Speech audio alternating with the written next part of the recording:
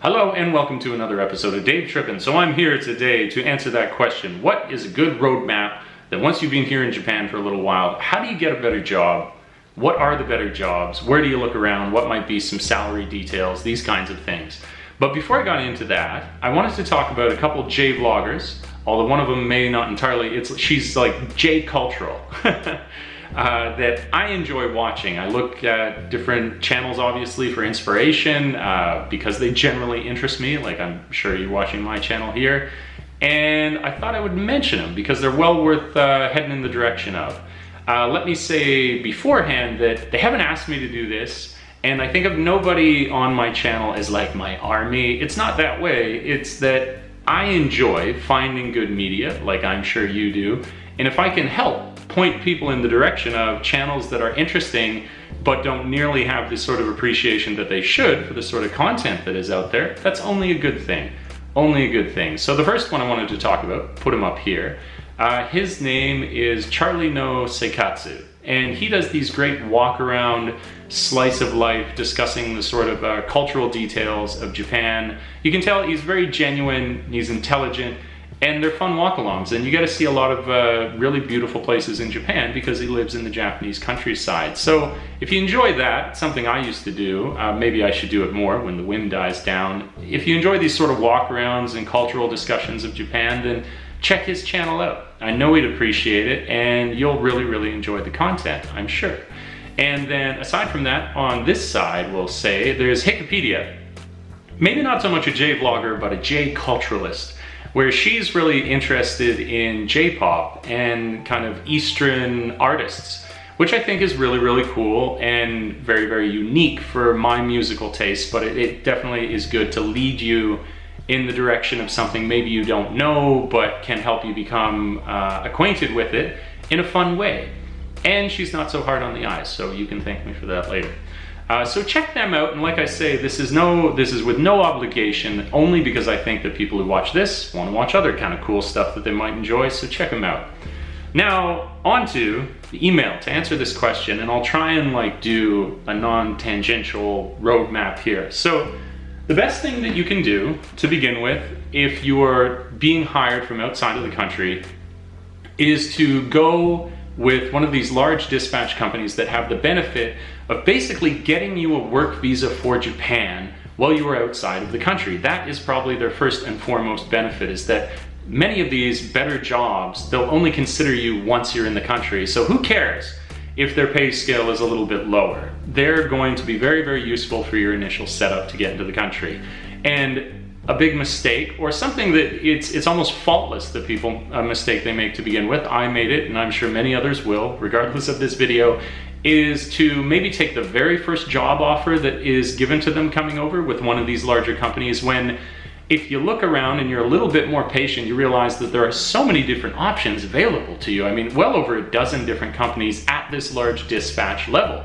So you can pick and choose. You are valuable, no matter what this world tells you.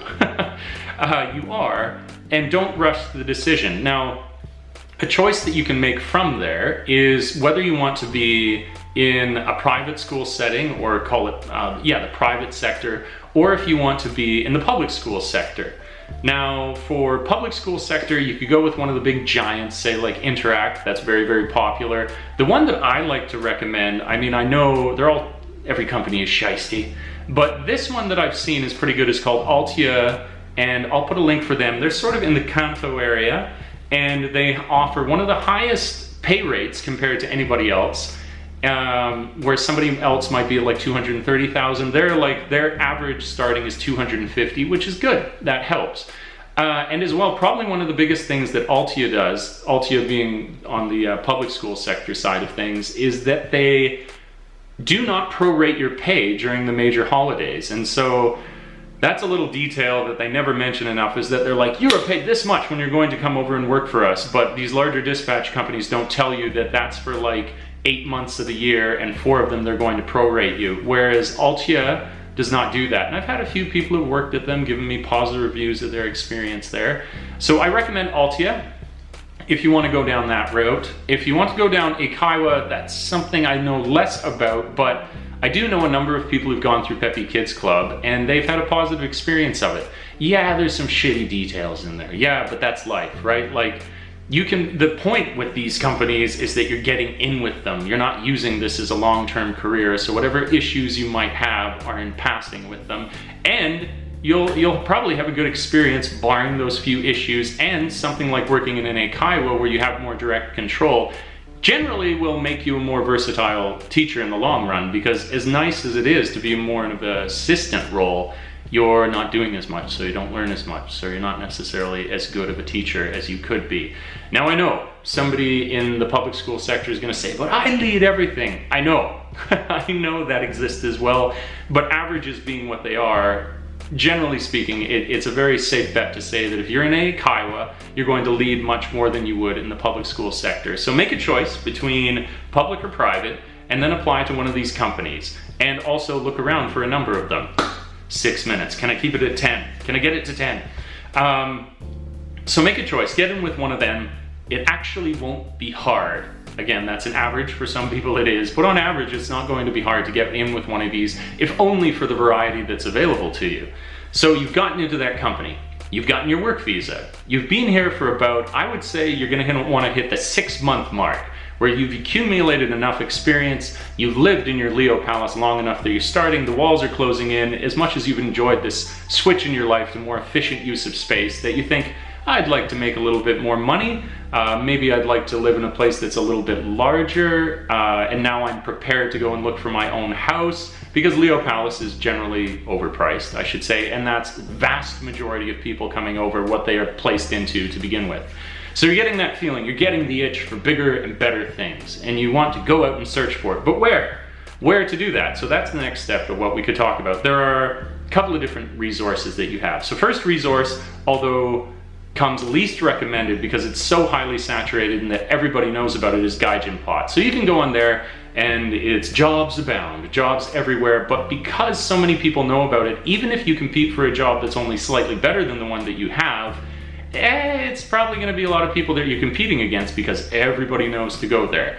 The one that is still relatively well known, but not so much so, is Ohio Sensei. I'll be putting all of this down in the link. So Ohio Sensei is sort of like a teacher's newsletter of job postings that goes out. So you can sign up for this and you can find incredible jobs on there. I found great private schools, great international schools. You can find part-time work there to supplement your income as well. So that's another resource that you can have.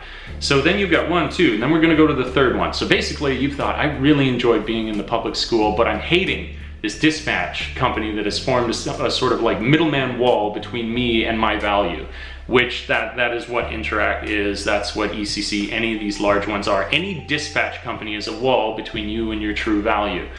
A direct hire position means no middleman, means a bunch of great things for you. So direct hire positions could probably be found first and foremost by going on to, if you find, say you live in an area, say you're in Chiba Prefecture, and you're in some city, look up that city's Board of Education's website around the hiring windows. And I would say the hiring windows are sort of like a January to March, probably more like January, February.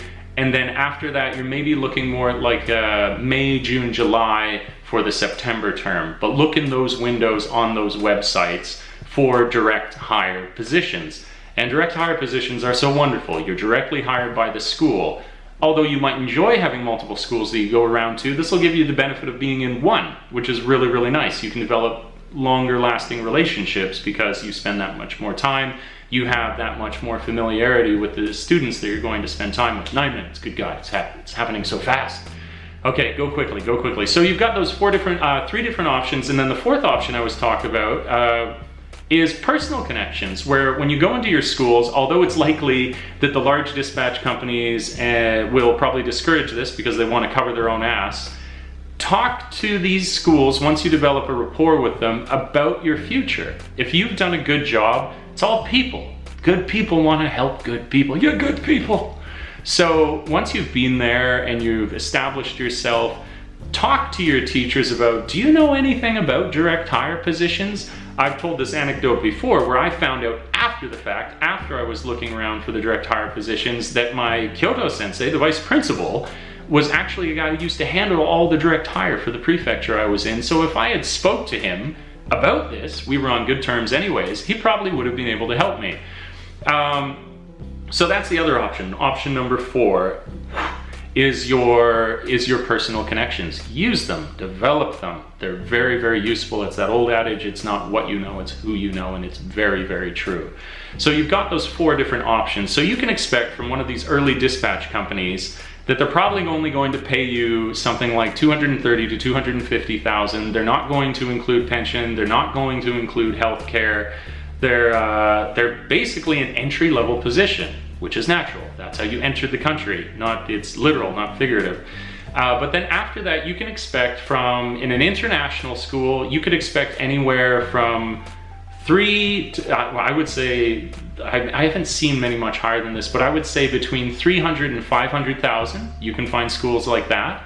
And as well, it's the same sort of thing. I would say maybe in public school sector, it doesn't quite have that huge boost that you get in the private and international schools, but you could expect anywhere between 3 and 450,000 if you're really looking around and you do have a little bit of experience under your wing and you've been here for a little while. So yes, those are the 4 different resources that you could find things at. Those are sort of the salary brackets that you could expect. Video's too long, quickly end. And yeah, if anybody does have any further questions about this grand master plan, please do get a hold of me in the comments down below. Please do, if you enjoyed this video, like, comment, subscribe, comment down below. What's your experience if you're in the private sector versus the public sector? What do you prefer, to be more of an assistant, or do you prefer to absolutely lead every single detail of your classes, which is usually more the case when you're in the private sector? What are your thoughts, your feelings, your dreams? Yeah, so this will fade out. Maybe check out the video that I made previous to this one. I'd appreciate that, obviously, as I appreciate anyone looking at any of these videos. You're awesome, you're awesome, you're awesome. And I will catch you guys in the next video. Ciao for now. Get a hold of me if you want to ask some questions. Email down below. Peace!